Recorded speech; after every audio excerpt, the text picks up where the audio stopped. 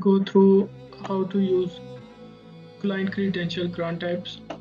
In first video, we have learned how to add new clients here. First, we need to make sure client is added. We'll be using these test clients here. I click on this list keys button. You could see client ID is here, client key and client secret. We need to use client key and client secret over there. So for this, I'm copying this client ID that I would require and client secret for sending the call, client credential to this client using this client.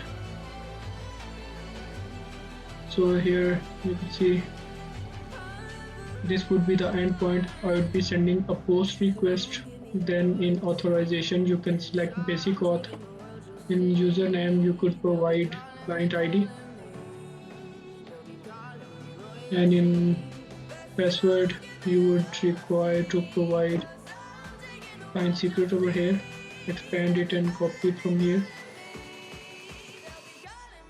and paste it here. Then you need to go in body section. Here you need to provide grant type as client credentials, username and then password here, and make sure this type www form URL length coded is selected in body type. You can also do by clicking this bulk edit button, and you can define over here, and then you can click this key value edit. This is also a quicker way to edit. Then you can click on send button to generate an access token using this grant type client credentials.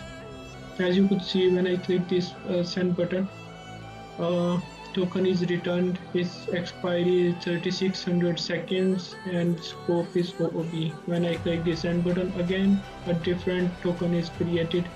It would give me as much different token as I click to this renew button over here. So that's all for client credential grant types.